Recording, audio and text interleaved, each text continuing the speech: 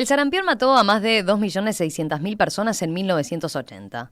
Desde entonces, las cifras fueron en franco descenso hasta llegar a poco más de 70.000 muertes anuales en los últimos años. Pero desde 2017 se dio un quiebre en la tendencia a la baja y los números comenzaron a subir. Según la Organización Mundial de la Salud, la OMS, en 2019 se reportó la mayor cantidad de casos de sarampión a nivel mundial desde el año 2006. Y detrás de esto parece estar un descenso en la vacunación preventiva. La OMS considera las dudas ante la vacunación como una de las 10 amenazas a la salud global en este año, junto a las bacterias resistentes a los antibióticos, el cambio climático, el dengue y la epidemia del ébola en el Congo. Es decir, las dudas sobre la vacunación constituyen un problema importante. ¿Pero por qué hay gente que duda antes de vacunarse o de vacunar a sus hijos? ¿Tienen sustento los movimientos antivacunas? Bueno, estas son algunas de las preguntas que nos proponemos contestar en una nueva edición de nuestra mesa de científicos. Para eso nos acompañan hoy, en esta nueva mesa de científicos, la doctora Graciela Pérez, especialista en medicina interna y enfermedades infecciosas, integrante de la Comisión Nacional Asesora de Inmunizaciones y de la Comisión de Vacunas de la Asociación Panamericana de Infectología. Graciela, ¿qué tal? Bienvenida. Buen día. Buenos días, muchas gracias por la invitación. Alejandro Chavalgoiti, que es doctorado por la Universidad de Cambridge en Inmunología y Microbiología, profesor titular del Departamento de Desarrollo Biotecnológico y director del Laboratorio de Investigación en Vacunas e Inmunoterapias de la Facultad de Medicina. Alejandro, ¿qué tal? Bienvenido, buen día. Hola, buenos días. Adriana Delfraro, doctora en Ciencias Biológicas, profesora adjunta en Virología en la Facultad de Ciencias. Bienvenida, Adriana. Muchas gracias. Y Héctor Musto, el conocido de la casa, ustedes saben, Héctor es coordinador de nuestra mesa científica, es doctor en Ciencias Biológicas, profesor titular del Departamento de Biología Celular y Molecular en la Facultad de Ciencias. Héctor, ¿qué tal? Buen día, ¿cómo estás? Buenos días, ¿cómo están? Espero que todos bien. Muy bien. Bueno, ¿te parece, Héctor, si rompemos el hielo?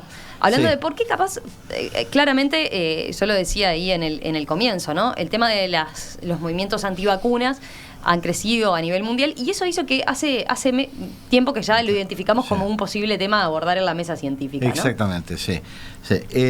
Yo no sé, podríamos quizá agarrar el tema por varios lados. A mí lo que me gustaría primero es, acá si los colegas que son los verdaderos especialistas en el tema, podrían explicar cuándo surgieron las vacunas, qué son las vacunas, qué objetivo persiguen, cómo actúan, porque creo que de alguna manera quizá por allí es que se pueda ir entrando al resto del tema, ¿no? Sí, bueno. ¿Quién empieza, Alejandro? Empiezo yo. Dale. Entonces. A ver, cuando presentamos el tema de vacunas originalmente, lo primero que mostramos es una gráfica que muestra la expectativa de vida de la población. Y lo que vemos que en 2000 años de historias, la población, la expectativa de vida media andaba en los 30 años, entre los 30 y los 40, y en los últimos 200 años tuvo un cambio radical. Terminó en lo que estamos hoy, más o menos 70, 80 años. Y cuando uno hace zoom sobre esa parte, se quiebra en la curva, ve que alrededor de fines de 1800, ¿sí?, empieza la subida permanente de la expectativa de vida. Decimos que hay 3 condiciones que cambiaron las condiciones de vida de la humanidad. Una son las condiciones de salubridad, el acceso a agua potable, pero por otro lado, las vacunas y los antibióticos. Las vacunas se han considerado siempre y por lejos la medida de las ciencias biomédicas más impactante, más costo efectiva que ha existido siempre. O sea, ¿cómo se descubrieron? O sea, la historia va muy atrás, hay anécdotas de el principio general que se decía de que una persona que contrae una enfermedad infecciosa no vuelve a contraerla. Sí, va tan atrás como siglo V antes de Cristo, Grecia antigua. Después existía un proceso que se practicaba en China que era variolización, que era con el virus de la viruela. Se infectaba a las personas con unas cantidades pequeñas del virus de la viruela, ¿sí?, y se veía que si no morían estaban protegidos. El problema es que hacían estadística de salud pública. Cuando venían las epidemias de viruela moría el 70% de la población. Cuando los variolizaban moría solo el 20%. Por tanto, los resultados le daban que era practicable. Bueno, eso sigue la historia y el inicio formal de la vacunación son los experimentos de Jenner, un médico rural de Inglaterra, que encontró que una población de mujeres que tenían unas pústulas en la piel parecidas a la gente que se infectaba con viruela, pero no se enfermaban. Y esas pústulas las obtenían de las vacas con las que ellas ordeñaban. El experimento que hizo Jenner fue tomar material de esas pústulas, se le inyectó a un niño y después desafió a ese niño con el virus de la viruela. El niño sobrevivió. Jenner es el padre de las vacunas y el padre de la inmunología mundial, si no sería el primer asesino serial. Pero la realidad es que ese fue el primer ejemplo. Entonces, ese fue el ejemplo de las vacunas y a partir de ahí las vacunas han salvado la población de... Un ejemplo, y con esto termino, para dar una idea. En la Primera Guerra Mundial, la mayor parte de la gente murió de tétanos, no de balas. Entre la Primera y Segunda Guerra Mundial se desarrolló la vacuna antitetánica. En la Segunda Guerra Mundial murió una sola persona vacunada con tétanos y que murió de tétanos. Y 4 personas en total nada más murieron de tétanos en la Segunda Guerra. O sea, el impacto que tienen en la incidencia de las enfermedades las vacunas es dramático. Adriana, Graciela, ¿algo para agregar a este primer concepto, a esta primera ronda de definición de vacunas, de la historia de las vacunas? Sobre cómo actúan. Bien, bueno, la idea precisamente es lo que estaba explicando Alejandro. Se presenta al organismo, se presenta un antígeno con la idea de que se desencadene una respuesta inmunológica que va a prevenir, o sea, va a hacer que esa persona o no enferme, o si enferme tenga una enfermedad de menor gravedad. Esa sería un poco la idea de la inmunización activa, que sería esto. Y aportando un poco más a donde venía Alejandro, si nosotros nos fijamos en la región de las Américas y en el mundo, la región de las Américas, que ha sido ejemplo en vacunación por lo general, fue la primera región donde se erradicó la viruela. Ahora es una enfermedad que no hay más, que no se necesita seguir vacunando y que no hay riesgo de aparecer en principio, a no ser que aparezcan armas biológicas con viruela, pero en principio no. Y así ha avanzado en otra cantidad de enfermedades que se han logrado eliminar en la región, pero que tenemos riesgo por haber en otros sectores. O sea, es una estrategia que logra erradicar algunas enfermedades que si el único hospedero es el humano y se logra vacunar a toda la población y no hay más, esa enfermedad no va a estar más. Y esa es la viruela. Se pretende hacer lo mismo con otras enfermedades, la poliomielitis, que se eliminó en las Américas y en varias regiones, pero tenemos riesgo, el sarampión, que se había eliminado en las Américas y como tú decías, volvió y ahora incluso está endémica en algunos países, la rubiola congénita, es decir, la vacunación logra que enfermedades muy graves dejen de ser un problema y, bueno, hasta dejen de existir. Adriana. Sí, retomando un poco lo que decía Graciela y Alejandro, bueno, podemos decir a grosso modo en cuanto a los tipos de vacunas que digamos algunas de ellas directamente lo que se hace es, por ejemplo en el caso de algunas vacunas virales que al día de hoy se usan y son muy efectivas, que el proceso pasa por lo que se llama atenuar, son vacunas a virus vivo pero atenuado. ¿Qué quiere decir? Que ese virus se inocula, ¿verdad? Pero es un virus atenuado que no va a producir enfermedad. Esas vacunas, por definición, son muy buenas porque la respuesta del organismo a ese tipo de vacuna es prácticamente igual que ante el agente infeccioso. Entonces, en general, es una buena respuesta y que dura un tiempo largo. Luego, a grandes rasgos, están las vacunas a virus muerto o a organismo muerto, en el cual vos inactivás el agente infeccioso por algún método físico o químico. Y esas vacunas, que también hay ejemplos concretos, como la vacuna de la polio, que la que actualmente se está usando es con virus muertos, es una vacuna inactivada, que también dan una buena respuesta, pero que en general es una respuesta que no dura tanto tiempo y que requiere más de una inmunización. Y luego hay toda una familia de vacunas más modernas, que son las vacunas recombinantes o realizadas más por biología molecular, que también tienen algunas ventajas. En general lo que se hace, uno diría, lo que se inocula con una pequeña, con una parte del microorganismo, con una parte que es importante porque es inmunogénica, pero se quita todo lo que es el resto del microorganismo. De todas estas estrategias, muchas de ellas, todas ellas conviven en diferentes vacunas que tenemos en este momento. Por ejemplo, la vacuna la triple viral que se llama, ¿no? Sarampión, paperas y rubiola, es a virus vivo, ¿sí? Son vacunas a virus atenuados y son vacunas que han demostrado que son muy, muy efectivas y prácticamente al borde de haber erradicado estas enfermedades. En el caso de polio también se estuvo prácticamente al borde de la erradicación de la enfermedad. Y bueno, ahora se ha cambiado la estrategia últimamente, siguiendo ese camino, digamos, en la vía de intentar erradicarla. Y bueno, no voy a reafirmar conceptos que ya se dijeron, pero digo, claramente el rol de las vacunas en lo que es la expectativa de vida, ¿verdad?, de las poblaciones humanas ha sido esencial, ¿no? Y estamos hablando de una política preventiva, ¿no?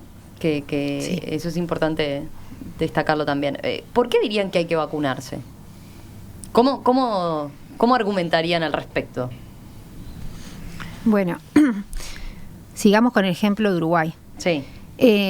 Nosotros tenemos uno de los esquemas de vacunación más amplios del mundo y de los mejores, digamos. Y, por ejemplo, si nos fijamos en la vacunación antineumocóxica de los niños, que se hace en forma universal, en Uruguay ustedes saben que la vacunación es gratuita, obligatoria y universal.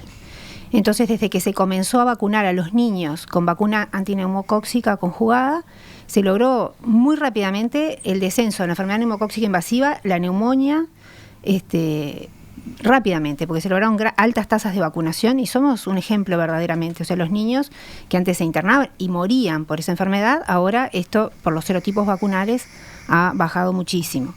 Hepatitis A, por ejemplo, otra vacuna. No sé si están al tanto, pero por ejemplo en Estados Unidos ahora hay brotes de hepatitis A en personas sin hogar, etcétera, etcétera. Bueno, en Uruguay los brotes son muy escasos y ya hace muchos años que no hay hepatitis fulminante ni trasplantes hepáticos. Eso se logró con la vacunación, porque si bien es una enfermedad que por lo general no suele ser grave, puede dar cuadros muy graves, o sea que prevenimos enfermedades graves. La varicela también, desde que se empezó a vacunar, disminuyó marcadamente los casos de varicela graves y las internaciones. Es decir, para el individuo, la vacuna lo que hace es disminuir el riesgo de presentar una enfermedad grave. Para el sistema de salud, disminuimos la sobrecarga en el sistema de salud. Se internan menos pacientes, hay menos sobrecarga. Y bueno, siempre, por lo que estamos viendo, es como una estrategia poblacional, ¿no? Que eso es importante ya empezar a destacar. Cuando yo me vacuno me protejo a mí mismo, pero también ayudo a proteger a los demás. Entonces siempre se tiene que pensar la vacunación, o por lo general, las vacunas sistemáticas como una estrategia poblacional. Va a mejorar la efectividad cuando se vacuna a la población entera que si vacuna a una persona en particular. A ver, si lo pensamos desde el punto de vista biológico, los organismos superiores, nosotros también, los humanos en particular, tenemos un sistema inmune, una parte de nuestro organismo, una serie de células y moléculas que tenemos en nuestro interior, que en principio son las que se encargan de trabajar con esos patógenos. O sea, cuando uno se enfrenta a un patógeno, en general, un patógeno llamamos a cualquier microorganismo que nos puede causar enfermedad. En general, nuestro sistema inmune puede protegernos frente a ello. Lo que pasa que en los equilibrios evolutivos, muchas veces los patógenos ganan esa batalla y nuestro sistema inmune no nos protege. Eso a lo largo de la historia fue un equilibrio biológico evolutivo en el cual la gente moría de enfermedades. La gente vivía un tiempo, se contraía una enfermedad y moría. Lo que aporta las vacunas es la posibilidad de mover ese equilibrio. Es de que determinadas enfermedades que en general matan a la persona que la sufre, no la maten más. ¿Y cómo hacemos eso? Con un sistema de entrenar nuestro sistema inmunológico para que pueda combatir mejor esas enfermedades. Una vacuna lo que hace, cuando hablamos de una vacuna como medida preventiva, te quiero hacer una aclaración. Hoy por hoy las vacunas han ampliado mucho su potencial de acción. Existen también vacunas terapéuticas, vacunas para aplicarse en el caso de enfermedades que ya se están siendo cursadas. Pero cuando la pensamos como una medida preventiva, de lo que estamos hablando es de educar a nuestro sistema inmune para que pueda combatir mejor esas enfermedades.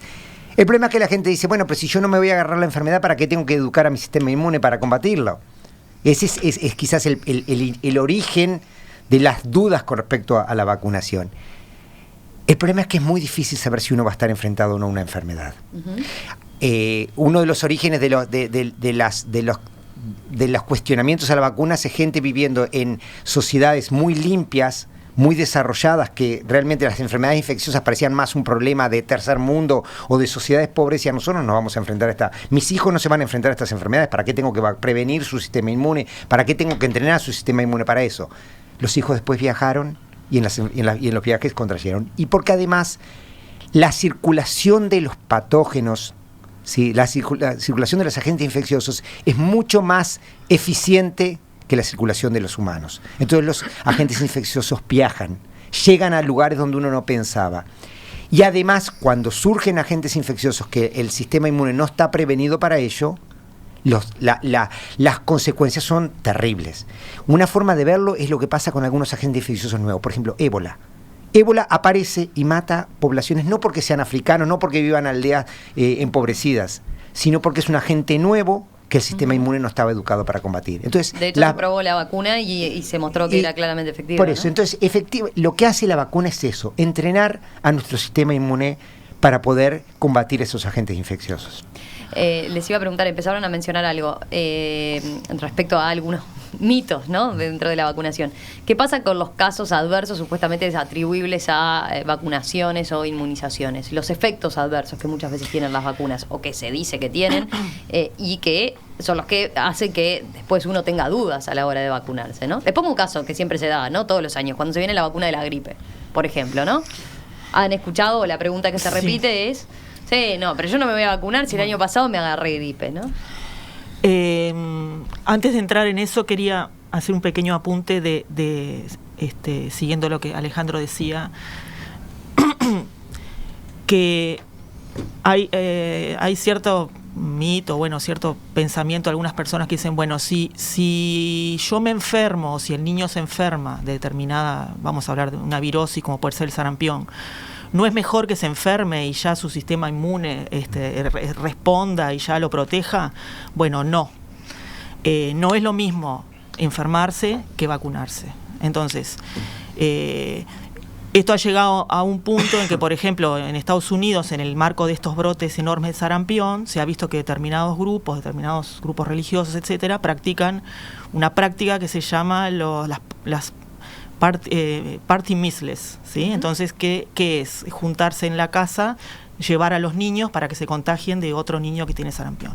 Entonces, una cosa importante que hay que aclarar es que no es lo mismo, y los riesgos que conlleva la infección natural, en el caso concreto, bueno, de sarampión en particular, que siempre se dice, bueno, es una enfermedad benigna, etcétera, etcétera, dista mucho de ser lo mismo que la vacunación. En relación a la vacuna de gripe, es importante aclarar cómo, digamos, el virus de la gripe es un virus que tiene la característica de mutar, de cambiar mucho, ¿sí?, su estructura y por lo tanto su genoma y por lo tanto lo que presenta, ¿verdad?, sus proteínas que presentan al sistema inmune cuando uno se enferma.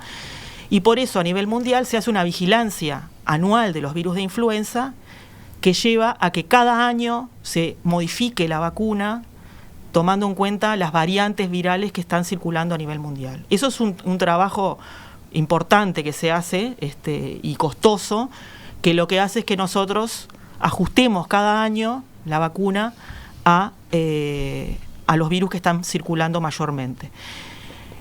Además del virus de la gripe, hay una cantidad de otros virus respiratorios cuya sintomatología es muy parecida y que incluso puede ser tan grave o tan complicado como una gripe, los rinovirus, los coronavirus, etcétera. Y entonces, dos cosas, ¿no? Uno, una vez que se vacuna, por lo menos necesita 15 días para desarrollar una protección, pero además uno puede estar siendo infectado por otros virus que circulan normalmente en la temporada invernal y no quiere decir que eso sea una gripe. ¿Está bien? Está bien hecha Entonces, esa aclaración. Hay otras cosas parecidas que pueden dos tener cosas, síntomas, o sea, pero no. tú en esos 15 días que demorás en desarrollar esa respuesta, aproximado, ¿no? Esos 15 días, obviamente te podés infectar y todavía no estás respondiendo, no tenés esas defensas. Eso por un lado. La otra cosa es que digamos, hay otros virus respiratorios circulando que no se distinguen del punto de vista de los síntomas de la gripe. Entonces, la gente que dice, bueno, yo me vacuné pero me engripé. Sí. Bueno, quizás no era el virus gripe, sino que eran otros virus respiratorios. ¿Pero puede ser que vacunado contraigas el virus gripe? Además, como todas las vacunas, ninguna vacuna tiene el 100% de efectividad. Eso es así. Hay vacunas con un altísimo porcentaje de efectividad que permiten que la circulación del virus baje notablemente en la población y por lo tanto se da este efecto que Graciela decía, el efecto rebaño. Y la vacuna de la gripe tampoco no es una excepción y tampoco tiene un 100% de efectividad. Por lo tanto, es cierto, es posible enfermarse, pero normalmente lo que se ha visto es que aunque te enfermes, la gravedad o la posible gravedad, sobre todo en determinados grupos de riesgo, como los niños pequeños, los adultos mayores, los inmunocomprometidos, esa enfermedad, si se da, es mucho más leve y mucho más manejable. Héctor. Sí, para ponerme un poco en abogado del diablo, ¿verdad? Porque yo no soy experto en vacunas, pero sí, como ustedes saben, me gusta mucho la genómica, la evolución, etcétera.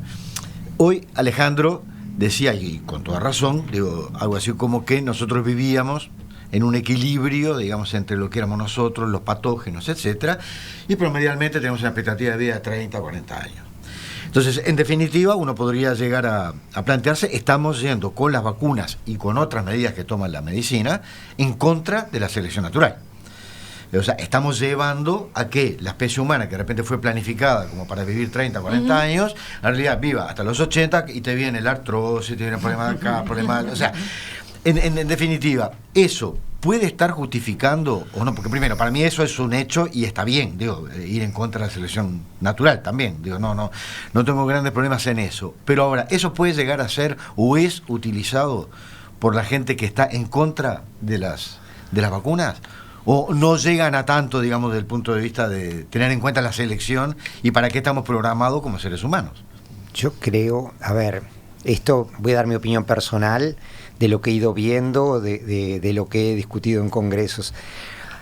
Que nosotros somos una especie que estamos invadiendo el mundo, el planeta, ya lo sabemos, no es el tema de discusión, ese sería otro tema de otra conversación, o sea que hemos poblacionado el mundo de una manera excesiva en algunas cosas, puede ser. Lo que yo digo es, a mí me parece que no, que el origen que yo veo de los cuestionamientos a las vacunas, le veo dos orígenes particulares. ¿Te parece, Alejandro, si hacemos una breve pausa y volvemos hablando de eso? ¿De qué explicación le encuentran a estos movimientos antivacunas que han surgido? Esta mañana aquí en Perspectiva estamos reeditando la mesa científica. Nos acompañan los doctores Graciela Pérez, Alejandro Chavalgoiti y Adriana Del Faro y el coordinador de la mesa científica, Héctor Musto. El tema que estamos abordando, las vacunas y los movimientos que se oponen a ellas. ¿Están detrás del aumento de algunas enfermedades infecciosas? ¿Qué hay de mito y de realidad en torno a las vacunas? Bueno, algunos de estos puntos son los que estamos abordando esta mañana aquí en esta mesa científica. Habíamos generado suspenso, Alejandro, porque yo te corté justo cuando estábamos por empezar a hablar de ¿qué es lo que entienden ustedes que hay detrás de los movimientos estos antivacuna que han surgido y que se han hecho más comunes? Quizás no tanto en Uruguay, tienen sí su representatividad, digamos, pero en otras comunidades, en otros países, han surgido con mucha más fuerza, ¿no? Y sobre todo en estos últimos años. ¿Qué es lo que tú le ves que hay detrás? A ver, yo diría que antes de hablar de los movimientos antivacunas, vamos a empezar a hablar de los resquemores contra las vacunas. Recién en el intermezzo estábamos hablando de, cómo cada uno tiene experiencia de hermanitos o incluso propias cuando se era niño, de que se le tenía miedo y hasta pavor a la idea de vacunar. Y eso tiene lógica. Tiene mala prensa las vacunas. No, pero más que mala prensa hay una idea de eso de que te estén inyectando algo y que resulta que, como explicaba Adriana, persiste hasta el día de hoy. Claro. Persiste, y porque además eso que te están inyectando capaz que es parte del propio agente infeccioso, lo que contaba Adriana recién. Yo les cuento, cuando Jenner hizo su primera experiencia exitosa de vacunación, demoró 20 años en poder publicar su trabajo. Ya en esa época existían publicaciones científicas, porque realmente la gente tenía aversión a lo que él hacía. Salió publicado, hay una caricatura que se publica en una prensa de Inglaterra en la época, que muestra a Jenner vacunando y a la gente que le sale por el trasero vacas, porque el material que estaba utilizando para inyectar provenía de las vacas. Entonces, esa versión existe ¿Por qué? Porque eso de inyectarse algo en general genera miedo. Entonces, yo creo que hay una parte razonable en toda esta historia y la única forma de poder evitarla es explicando por qué eso es necesario. Lo que yo decía recién, a nadie le gusta que le tengan que cortar una pierna si tiene una gangrena, pero en algún momento es la gangrena o la pierna o la vida. Las vacunas no son tan dramáticas ni por asomos, pero sí pueden generar ese cierto resquemor al tema de que te están inyectando algo. Yo digo, en cuanto a los movimientos antivacunas, creo que hay dos orígenes claros. Por un lado, un aspecto religioso. Hay determinadas comunidades religiosas de distintas índoles, no una única, sino de varias religiones diferentes, que están en contra o del tratamiento médico o de incluso de que te estén inyectando cosas extrañas en el cuerpo, y bueno, y ahí no hay mucho más para decir, que hay razones que ellos argumentan religiosas. El problema es qué impacto tienen sus decisiones sobre el resto de la sociedad, que ese es otro tema que lo tocaremos en algún momento. Y por otro lado, la otra percepción, y yo creo que es el origen inicial de los movimientos antivacunas, es la percepción en determinados estratos sociales, sobre todo en las sociedades más favorecidas, la percepción de que las enfermedades infecciosas eran una cosa de poblaciones desfavorecidas, de que en una sociedad donde los sistemas de salud funcionaban bien, donde las ciudades eran limpias, donde existían medidas de salud adecuadas, no iba a pasar que sus hijos se infectasen con esos agentes infecciosos asociados a malas condiciones sanitarias, a enfermedades asociadas con pobreza económica. Y el problema es que eso es un error. Es lo que yo decía en mi intervención anterior, es un error mayúsculo, porque los agentes infecciosos no reconocen clases sociales, no reconocen sociedades de primer y segundo y tercer mundo, y circulan en donde ven nichos favorables para hacerlo. Entonces, esas son las razones, los orígenes. El problema es que junto con eso ha habido una explosión de la prensa de reacciones adversas que tú. ¿Y hay algunas vacunas que han generado reacciones adversas? Por supuesto que sí. Toda medida médica tiene en algún punto alguna posibilidad de reacción adversa. El problema es cuando uno pone en la balanza, en el equilibrio, la implicancia y la gravedad de la reacción adversa frente a la gravedad de la enfermedad si uno la contrae. Graciela. Quería comentar que en realidad se ve como un gradiente, ¿no? O sea, lo que se llama ahora la vacilación frente a la vacunación. Están por un extremo las personas que se niegan a todo tipo de vacuna, por otro lado los que aceptan todas las vacunas, y en el medio hay personas que de pronto aceptan algunas sí, otras no, y esa es y eso hay que reconocerlo, y hay que ir viendo cómo se promueve la vacunación con cada uno de esos grupos y cuáles son las dificultades que encuentran. Y un poco lo que decía Alejandro, ¿no? Las vacunas son víctimas de su propio éxito.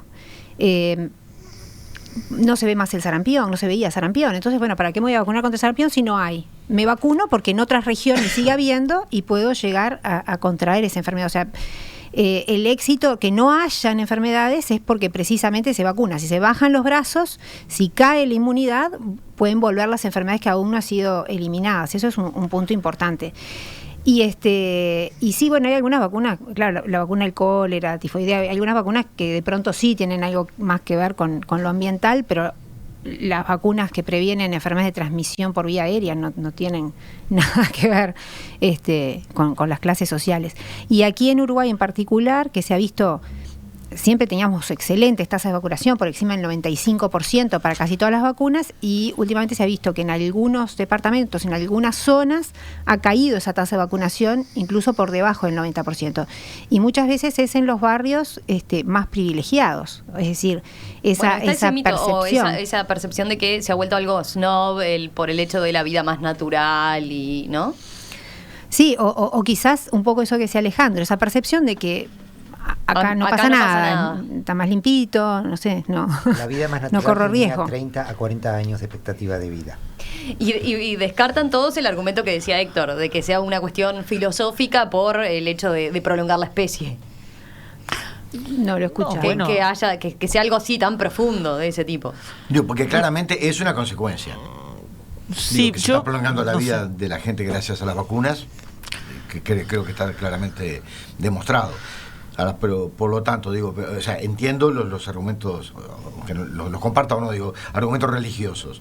Ahora, pero desde el punto de vista científico, porque hay científicos internacionales, que tengan peso académico, digamos, que estén fundamentando en contra del uso de vacunas? Y cuando lo hacen, ¿qué argumentos ponen arriba de la mesa? Porque imagino que algunos debe haber. Yo, sinceramente, y se lo digo, los escucho también, intenté traer a la mesa... Fue una cosa que discutimos con Héctor en la previa cuando armábamos la conformación de la mesa. El tema fue que no conseguí a nadie, ¿no? Entonces, ahora, mi pregunta a ustedes como expertos en el área. ¿Existen científicos de peso, digamos, en el sentido tradicional del término, verdad? Gente con artículos publicados, en buenas revistas, etcétera, reconocidos, que van a congresos y que estén en contra de las vacunas?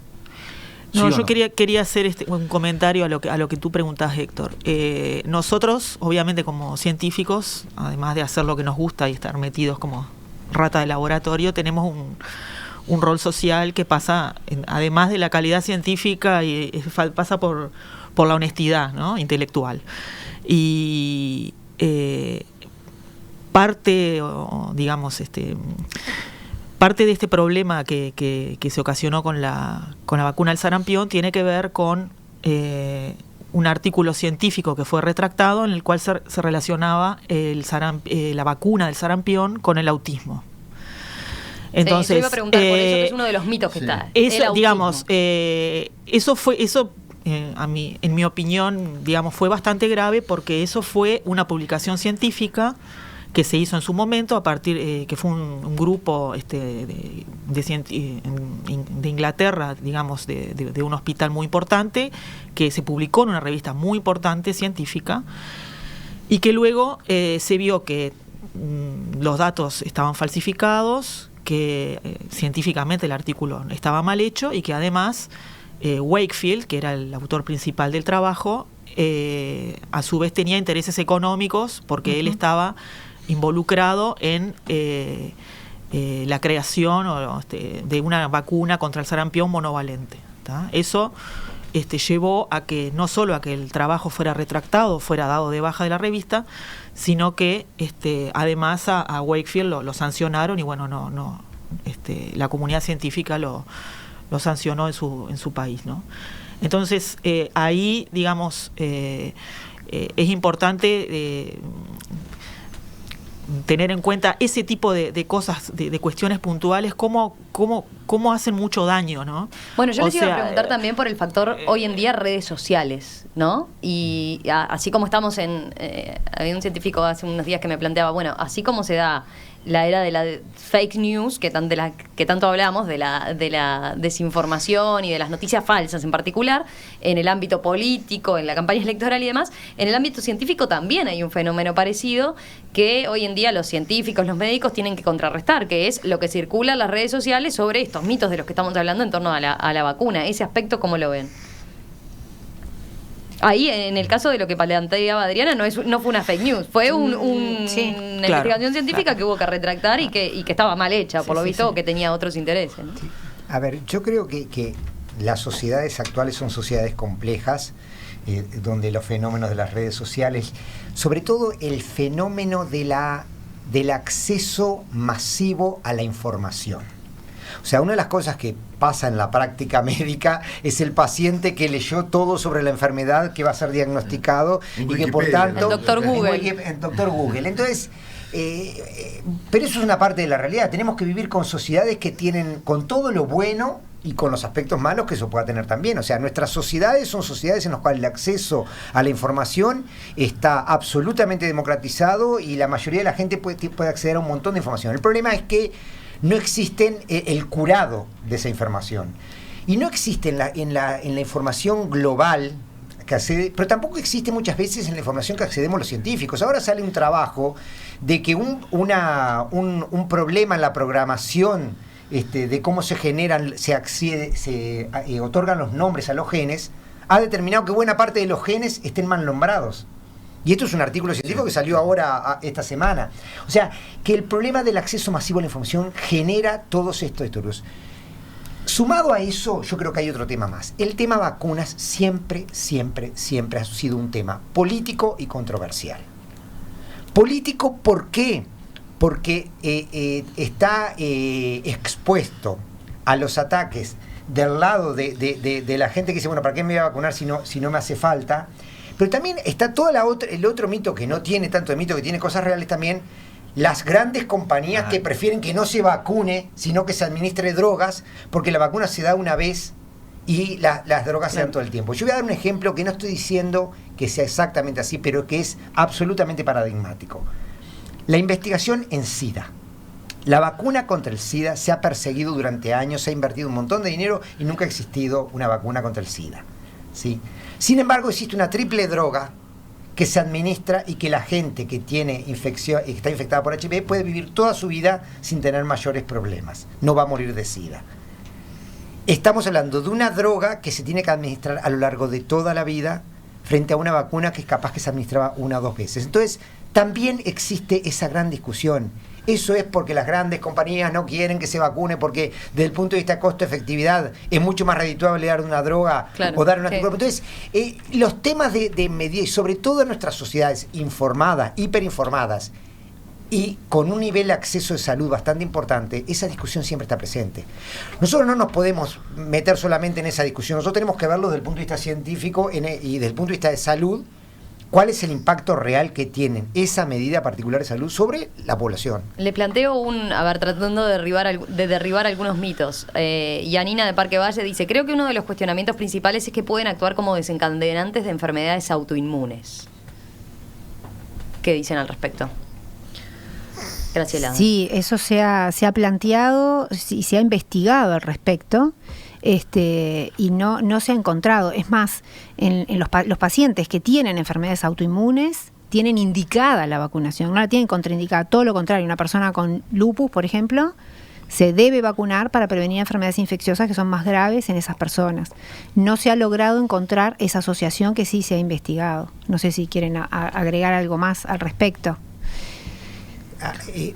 El problema, de vuelta, estamos más el aumento de la expectativa de vida lleva a que hay enfermedades que normalmente no se daban porque la gente no llegaba a la edad, cáncer, enfermedades autoinmunes, ¿sí?, que empiezan a pasar en la medida que la gente es más añosa. Entonces, la asociación con distintas intervenciones siempre está presente, pero no se ha podido demostrar claramente. Gracias, decir una punta más y vamos. Claro, o sea, siempre hablando un poco de los efectos adversos para explicar algo. Todo en la vida tiene efecto adverso y las vacunas no dejan de serlo. Pero las vacunas son investigadas. Antes de comercializarse se buscan los efectos adversos y post comercialización se siguen buscando los efectos adversos, se llaman ESAVI, se denuncian y se buscan de distintas maneras. Entonces, de pronto aparece un efecto adverso concomitantemente con otro, bueno, será o no será, eso se notifica, se investiga y puede resultar que sea debido a la vacuna, puede ser que sea concomitante o que quede la duda. Eso siempre se investiga. Bueno, y básicamente lo que te decía, los pacientes con enfermedades autoinmunes, todo lo contrario, los médicos le indicamos las vacunas. Vamos a hacer una breve pausa y a la vuelta les pregunto ya para cerrar si, por ejemplo, el Estado tiene que obligar a vacunar a niños, cómo también trabajan los médicos y los científicos para convencer y para mejorar la información que tiene la población al respecto. Esta mañana estamos en una mesa de científicos, hablando de las vacunas. Bueno, ya hemos abordado varios temas, ¿no?, vinculados al origen de la vacuna, su importancia, cómo actúan, por qué surgieron en el último tiempo los movimientos antivacunas, pero yo les dejaba planteado la pregunta antes de ir al corte sobre si el Estado tiene que obligar a vacunar a niños, por ejemplo. ¿Qué dice la normativa, Graciela? Tú la estabas repasando y tenés la ley ahí bien estudiada, repasada y con flúor. Contanos al respecto, porque hoy hablaste del sistema que es gratuito, obligatorio como tal. ¿Qué dice al respecto de eso? Ahí está, les voy a comentar un poco en Uruguay y lo que ha pasado en otros países que no es obligatorio, que no era obligatorio. El Plan Nacional de Vacunación fue creado en el año 82, y acá tengo la ley 15.272, que estableció la obligatoriedad de vacunar contra, en aquel momento, 8 enfermedades prioritarias, que componen el esquema de vacunación de los niños. Y eso se ha ido ampliando, cada vez son más las vacunas que se aplican a los niños. O sea que sí se establece la obligatoriedad. Si estoy de acuerdo o no, yo sí estoy de acuerdo. Es un poco lo que hablábamos, que la vacunación es una medida que me va a ayudar a protegerme a mí, pero también es una responsabilidad social. Al estar todos vacunados, se genera con muchas enfermedades lo que es el efecto rebaño, que esos agentes infecciosos dejan de circular y se protegen a los que no se pudieron vacunar o a los que aún habiéndose vacunado, la vacuna no fue eficaz, porque nada es 100% eficaz. ¿Qué es lo que pasa? Lo que ha pasado en otros países. En Italia, sin ir más lejos, una familia no vacunó a su niño adquirió el sarampión, no murió de eso, pero contagió a otro niño que era un inmunodeprimido y sí murió. O sea, capaz que yo no vacuno a mi niño no muere, pero muere el vecino. Entonces es una responsabilidad social. Entonces sí estoy de acuerdo en la obligatoriedad de las vacunas.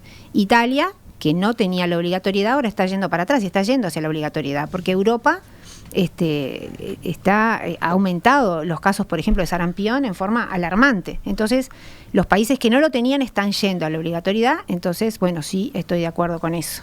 Uh-huh. Me decían, hay algunos países que, por ejemplo, ante estas situaciones de brotes que han surgido por lo que perciben este movimiento antivacunas, han puesto multas, han incrementado las cápitas o lo que hay que pagar en los sistemas de salud en caso de no vacunarse, por ejemplo, ¿no?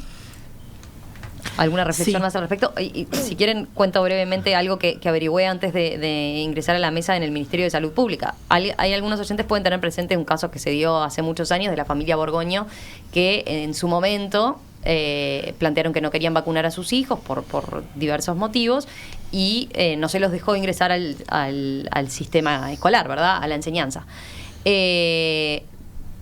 Eso fue hace años. Preguntaba ahora, ¿cuál es la situación con estos movimientos que surgen acá y con los padres que se niegan a vacunar a sus hijos?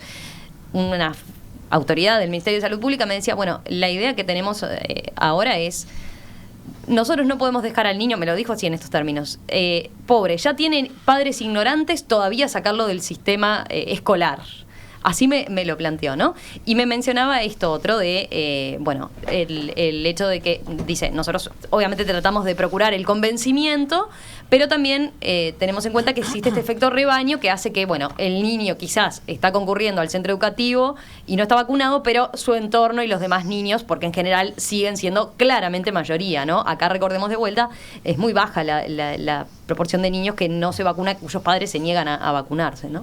Yo creo que hay un tema en esto, más allá de las cuestiones punitivas y de la posibilidad de implementar medidas punitivas, que ese es otro tema que no creo que sea. Pero sí, me parece que hay un mito que hay que derribar, que es que la elección de la vacunación es una decisión individual que tiene repercusiones solo a nivel individual. Yo voy a poner un ejemplo distinto. Un cocinero en un restaurante decide que no quiere lavarse las manos o higienizarse y quiere entrar sin delantal y estar trabajando sucio y con las manos sucias porque la tierra es natural y él plantó en la tierra antes unas plantitas y ahora viene y con esas manos sucias maneja la comida. ¿Pensamos que eso es una decisión individual o colectiva porque esa persona está sirviendo alimentos a otras personas? Con las vacunas pasa exactamente lo mismo. La decisión personal de no vacunarse tiene implicancias directas sobre el resto de los humanos que conviven con esas personas. Y por tanto, en ese contexto, más allá de cuál sea la solución, si punitiva o no punitiva, si reglamentada o no reglamentada, hay que entenderla en ese contexto. Uh-huh. Adriana, ¿algún comentario tuyo para cerrar? Sí, yo creo que lo más importante o nuestro papel social, digamos, como personas que estamos trabajando o en la salud o en el ambiente académico, es tratar de convencer y de explicar y de derribar mitos y de tratar de trabajar todo el día. Yo personalmente lo hago, trato de hablar con la gente, hablar con las personas mayores. Teníamos algún mensaje más temprano que yo se los leí a ustedes fuera del aire, pero decía que había quienes percibían a los médicos pocos convencidos a veces con el tema de las vacunas y como haciendo poco hincapié en el mensaje en ese sentido, ¿no? De la importancia de vacunarse. Por ejemplo, con la gripe ponían un ejemplo. Bueno, en el caso, digamos, concreto de la gripe, yo en particular soy muy fan de esa vacuna. Tengo mis papás mayores y todos los años controlo que se vacunen.